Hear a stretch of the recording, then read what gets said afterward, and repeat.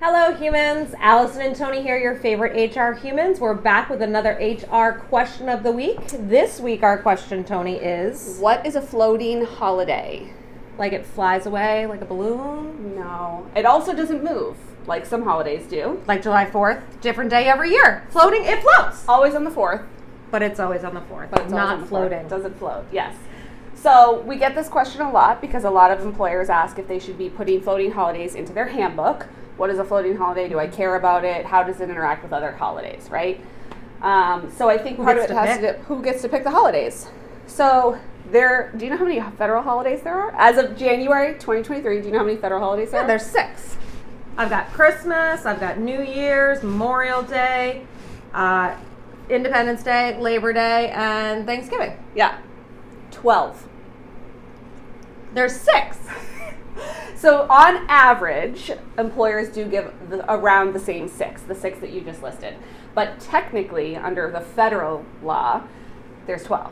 Some states have additional ones that they'll add in, but federally, there's 12. Not mandated to pay for. So I want to just clarify, you said federal law, but I think you meant federally recognized. You're right. So recognized, which means the post office don't run. Neither do the banks, generally. Neither do the banks, generally. But the post office, no mail. Rain, sleet, or snow, they will go, but not that federal holiday. Or a floating holiday. Do they get floating holidays? I don't. Probably not. Because they get 12. How many more do they need? We don't do the U.S. How many more do they need? So a floating holiday is basically a holiday that employers can decide to add into their time off policies to supplement those 6 or 7 or however many holidays an employer gives. Because on average, not every holiday is covered, obviously, and there's a lot of religious holidays that are not covered federally or statewide. Ramadan. Kwanzaa. Hanukkah?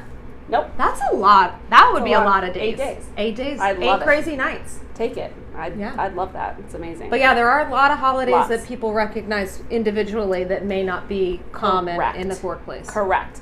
So floating holidays is a policy that an employer can get to decide to add in maybe 1 or 2 or 3, I've seen up to 4 sometimes, additional time off for an employee to take to reflect the holidays that maybe are not being monitored or reflected in their employer. Correct. It's not consistent for everyone. Not every year. Don't do Ramadan, I do Ramadan. Correct. Maybe you do Greek Easter. Yes. Mix them up depending on the person. So it allows some flexibility, but they still would be paid. Exactly.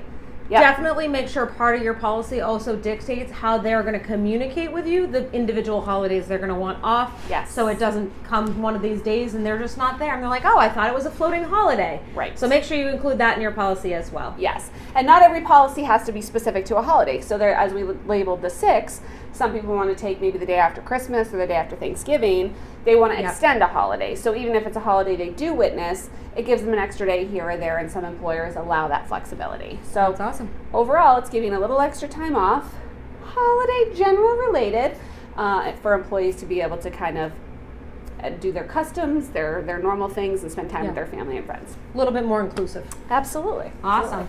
Don't forget to like, subscribe, and share this video so your friends can be as smart as you are.